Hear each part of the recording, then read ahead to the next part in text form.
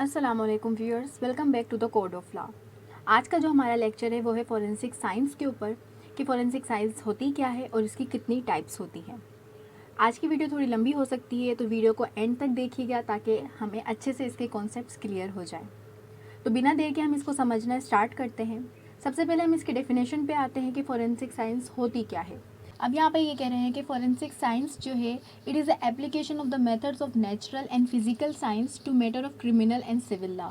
यानी कि तमाम जितने भी नेचुरल और फिजिकल साइंस के मेथड्स हैं उनकी हम एप्लीकेशन करते हैं क्रिमिनल और सिविल लॉ के मैटर्स पे, ठीक है। तो उसको हम कहते हैं forensic science. Forensic science can be involved not only in investigation and prosecution of crimes such as rape, murder, and drug trafficking, but also in matters in which a crime has not been committed, but in which someone is charged with a civil wrong. Forensic science है वो किसी भी crime की investigation का, prosecution का नाम नहीं है, बल्कि सिविल रॉन्ग्स जैसे कि टोर्ट हो गए उसमें भी जो है फॉरेंसिक साइंस एप्लीकेबल होती है। अब यहाँ पर हम जो है शॉर्ट डिस्क्रिप्शन पढ़ेंगे हर एरिया का फॉरेंसिक साइंस के फॉरेंसिक साइंस जो है कितनी टाइप्स की होती हैं। सबसे पहले हम पढ़ेंगे फॉरेंसिक एंथ्रोपोलॉजी के बारे में, ठीक है। फॉरेंसिक एंथ्रोपोलॉजी में होता क्या है, ये डील करती है स्केलेटल बायोलॉजी के साथ। इसमें हम क्या पढ़ते हैं, हम पढ़ते हैं बोन के बारे में, बोन सिस्टम के बारे में, उसके स्ट्रक्चर के बारे में और उसके रिलेशनशिप के बारे में to the characteristic such as gender, age, race, socio economic status and so forth, ठीक है। यानी कि इस फॉरेंसिक साइंस के अंदर हम बोन स्ट्रक्चर के बारे में पढ़ते हैं। थ्रू द बोन हम जो है मालूम करते हैं एक पर्सन की जेंडर के बारे में, उसकी एज के बारे में, उसकी रेस के बारे में हम इजीली मालूम कर सकते हैं। और ये प्रोसेस किस तरीके से फॉलो किया जाता है, ये ऐसे होता है कि इसमें जो है रिमेनिंग पार्ट होता है हमारे स्केलेटल सिस्टम का, ठीक है। जो हमारे क्राइम सीन पे जो ढांचे बचते हैं, ठीक है, जो बॉडी का जितना भी रिमेनिंग पार्ट है, ठीक, तो वहाँ से हम जो है स्केलेटल लेकर, वो बोन्स लेकर, फिर उसके ज़रिए जो है हम डिजीज्ड पर्सन की कॉज ऑफ डेथ मालूम करते हैं कि कब वो उसकी डेथ हुई थी, किस वजह से हुई थी, ठीक है। और डिटरमाइन करते हैं identity of the diseased person. तो जो मोस्ट पॉपुलर केस इस वक्त दुआ ज़हरा का, तो उसकी जो एज मालूम की गई थी वो भी उसके बोन के ज़रिए ही मालूम की गई थी। तो जो मेथड अप्लाई हुआ था दुआ ज़हरा की एज मालूम करने के लिए, जो फॉरेंसिक एक्सपर्ट्स ने फॉरेंसिक साइंस अप्लाई की थी वो एंथ्रोपोलॉजी ही की थी, ठीक है। तो यहाँ पर ये जो है कंप्लीट होता है हमारा फॉरेंसिक एंथ्रोपोलॉजी का थोड़ा सा इंट्रोडक्शन, ठीक है। हम ज़्यादा डिटेल में नहीं जाएंगे, इन पे अलग से वीडियो बनाएंगे और हर एक फॉरेंसिक साइंस के एरिया को डिटेल में कवर करेंगे। अब जो हमारी फॉरेंसिक साइंस का एरिया है वो है क्रिमिनलिस्टिक, ठीक है, जिसको आम जबान में हम क्या कहते हैं, फॉरेंसिक साइंटिस्ट के नाम से भी जाने जाते हैं। यूजुअली हम इसको जो है फॉरेंसिक साइंटिस्ट कहते हैं और एक क्रिमिनलिस्टिक भी कहलाते हैं। तो जो क्रिमिनलिस्टिक है can be defined as the application of the scientific method to the recognition, collection, identification and comparison of physical evidence generated by the criminal और इलीगल सिविल एक्टिविटी, ठीक है। कोई भी इलीगल सिविल एक्टिविटी हुई है, कोई criminal illegal activity हुई है, तो उस जगह पर जो भी फिजिकल एविडेंस मौजूद होते हैं वहाँ से जो है वो इन एविडेंस को कलेक्ट करके उनकी फिर आइडेंटिफिकेशन की जाती है, उनकी रिकग्निशन की जाती है। क्राइम सीन से कलेक्ट हुआ बॉडी फ्लूइड यानी कि डीएनए और जो डिजीज पर्सन है उसकी बॉडी का जो डीएनए है वो मैच करके हम जो है आइडेंटिफाई करते हैं कि कल्प्रिट कौन है या कॉज ऑफ डेथ वगैरह क्या है। तो ये जो है मोस्ट कॉमन जो फॉरेंसिक साइंस जिसको सब लोग जानते हैं वो ये होती है, जिसको हम क्रिमिनलिस्टिक भी कहते हैं। उसके बाद हमारी आ जाती है फॉरेंसिक इंजीनियरिंग। फॉरेंसिक इंजीनियरिंग के अंदर होता क्या है कि फॉरेंसिक इंजीनियर होते हैं वो क्या करते हैं, uses the concepts of mechanical, chemical और सिविल इलेक्ट्रिकल इंजीनियरिंग जो होती है उसके टूल्स जो है वो एज अ टूल्स उसको यूज़ करते हैं। क्राइम सीन से जो है वो एविडेंस कलेक्ट करते हैं और ये ज़्यादातर कहाँ पर एप्लीकेबल होती है, जो एक्सीडेंट्स वगैरह होते हैं, ठीक है, और उनकी डिटर्मिनेशन और उनकी कॉज वगैरह कि किस वजह से वो एक्सीडेंट हुआ है और किस टाइप का एक्सीडेंट हुआ है।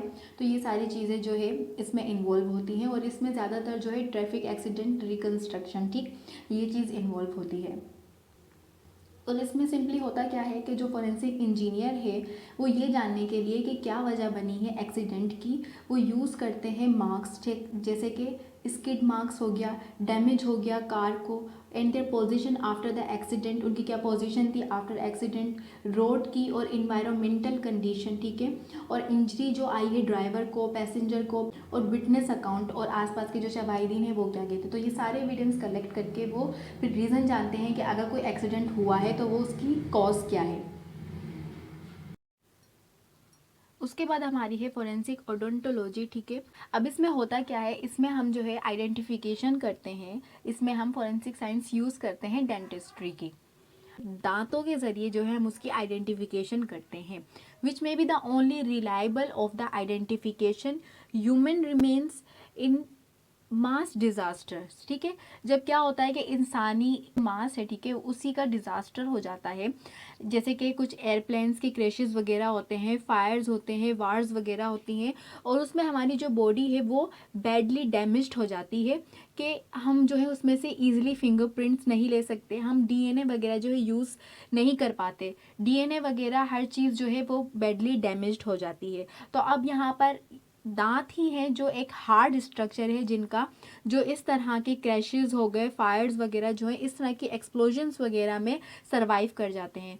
तो फोरेंसिक ओडोंटोलॉजी जो है यहाँ पर फिर काम आती है जब डीएनए जो है पीछे रह जाता है। अब यहाँ पर हमारी जो दूसरी ब्रांच है फोरेंसिक की, वो है फोरेंसिक पैथोलॉजी।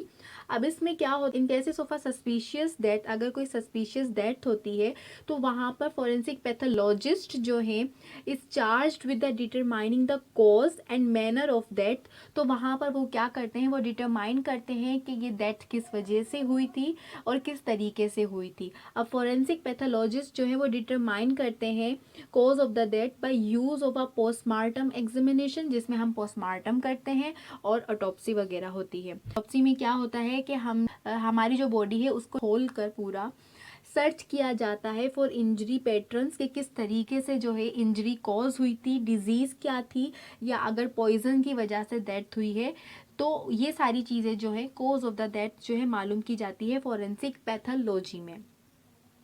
अब यहीं पे हमारी एक और जो ब्रांच आती है वो है टॉक्सिकोलॉजी।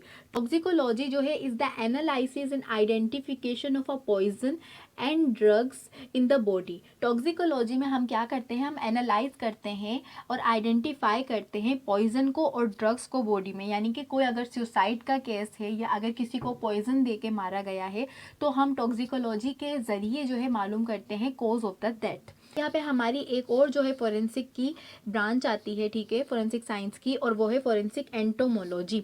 फोरेंसिक एंटोमोलॉजी के अंदर होता क्या है, जब हमारी डेथ हो जाती है तो उसके बाद हमारे जिस्म को जो है काफ़ी सारे इंसेक्ट्स जो है वो खाना शुरू कर देते हैं, जिसको हम डिके का प्रोसेस कहते हैं, ठीक है। डिकम्पोजिशन जो है ना हमारी बॉडी की शुरू होती है, वो किस तरीके से होती है, जो डिजीज है उसकी बॉडी जो है डिकम्पोज होना शुरू हो जाती है। वो डिकम्पोजिशन किस वजह से होती है, कुछ इंसेक्ट्स वगैरह होते हैं जो हमारी बॉडी में एंटर हो जाते हैं और वो उसको खाना शुरू कर देते हैं, और कुछ जो है वहाँ पर मतलब एग्स दे देते हैं, लार्वाई वगैरह दे देते हैं, और वो बॉडी से जो है हमारी अपना फीड लेते हैं, ठीक। तो अब यहाँ पर फोरेंसिक एंटोमोलॉजिस्ट हैं, उनका मेन काम ये है वो डिटरमाइन करते हैं पोस्टमार्टम के ज़रिए हम बॉडी के अंदर कौन से इंसेक्ट की पॉपुलेशन मौजूद है। इसे मालूम होता है, ये इस वजह से मालूम होता है कि सर्टेन इंसेक्ट्स वो हमारी बॉडी पे अटैक करते हैं after the death, right after the death, ठीक है। जैसे ही हमारी डेथ हो जाती है, ठीक, उसके बाद हमारी बॉडी पे फ़ौरन ही जो है कुछ ऐसे इंसेक्ट्स हैं वो अटैक कर देते हैं, और कुछ जो है वो कुछ अरसे के बाद जाके अटैक करते हैं जब हमारी बॉडी जो है डिके होना शुरू हो जाती है। तो ये जो इंसेक्ट की सक्सेशंस होती है ये हमें इम्पोर्टेंट इंफॉर्मेशन देती है about when the person died, के इंसान की डेथ कब हुई, ठीक। तो ये हमें किस तरीके से पता पड़ता है, जाहिर सी बात है अगर वो इंसेक्ट हमारी बॉडी में मौजूद हो जो डेथ के फ़ौरन बाद आ जाते हैं तो फिर इससे पता पड़ जाएगा कि इस बंदे की डेथ को ज़्यादा अरसा नहीं हुआ है, अभी रिसेंटली ही इसकी डेथ कॉज हुई है, ठीक है। और अगर वो इंसेक्ट्स पाए जाएं जो काफ़ी टाइम बाद जाके जब हमारी बॉडी डिकम्पोज होना शुरू हो जाती है वो इंसेक्ट्स मिल, तो इसका मतलब ये कि इसकी डेथ को काफ़ी दिन गुजर चुके हैं। तो इस तरीके से फॉरेंसिक एंटोमोलॉजी जो है हमारे काम आती है। अब यहीं पे हमारी एक और ब्रांच है फॉरेंसिक साइंस की, वो है psychiatry and behavioural science. Psychiatric और बिहेवियरल साइंस के अंदर सिंपली होता क्या है, इसमें ये कि कुछ इस तरीके के सीरियल किलर्स मौजूद हैं जो कि सेम पैटर्न यूज़ करते हैं, सेम टाइप जो है यूज़ करते हैं लोगों को मारने की, ठीक है, या क्राइम कमिट वगैरह करने की। अब यहाँ पे क्या हो रहा है कि such people usually have particular motivation and reason for committing that type of crime, ठीक। अब यहाँ पर ये कह रहे हैं कि वो जो लोग हैं जो कि सीरियल किलर्स होते हैं या सीरियल क्रिमिनल्स होते हैं, उनका एक पर्टिकुलर मोटिवेशन होता है या कोई एक रीज़न होती है जिस वजह से वो सेम क्राइम जो है बार बार कमिट करते हैं। तो ये क्या करता है, and will tend to form behavioural pattern that show up time after time. तो ये एक जो है बिहेवियरल पैटर्न बना देता है कि उनका एक तरीका कार बन जाता है, वक्तन फ़वक्तन जो है वो अपना दिखाते रहते हैं, बताते रहते हैं। अब यहाँ पर क्या होता है कि जो ट्रेंड बिहेवियरल साइंटिस्ट होते हैं वो क्या करते हैं, वो अनकवर कर देते हैं some of these patterns and help predict when, how and against whom the serial criminal will strike next. के अब ये जो सीरियल क्रिमिनल हैं कि अगला स्टेप वो क्या करने वाले हैं। पिछली दफ़ा जब उन्होंने ये सेम क्राइम किया था और सेम मैनर यूज़ किया था, तो उस चीज़ से वो अंदाज़ा लगा देते हैं कि अगली दफ़ा आगे जाके ये लोग क्या करने वाले होंगे, उनकी नेक्स्ट मूव क्या होगी। उनके उस बिहेवियर से, उनके उस पर्टिकुलर पैटर्न से ये अंदाज़ा लगा लिया जाता है। सच प्रिडिक्शंस में enable the police to prevent the next crime in the series. तो ये जो उनकी प्रिडिक्शंस होती हैं बिहेवियरल साइंटिस्ट की, वो हेल्प करती हैं पुलिस को उस कल्प्रिट को पकड़ने में और अगला जो क्राइम वो करने वाले हैं उसको रोकने में। तो ये जो कुछ है क्लासिफिकेशन हमारी फोरेंसिक साइंस की, या हम इसको काइंड्स ऑफ फोरेंसिक साइंस भी कह सकते हैं। तो इस वीडियो में हम यहीं तक कवर करते हैं। अगली वीडियो में हम डिटेल में फोरेंसिक साइंस की ब्रांच के बारे में पढ़ेंगे। जब तक के लिए अल्लाह हाफिज़।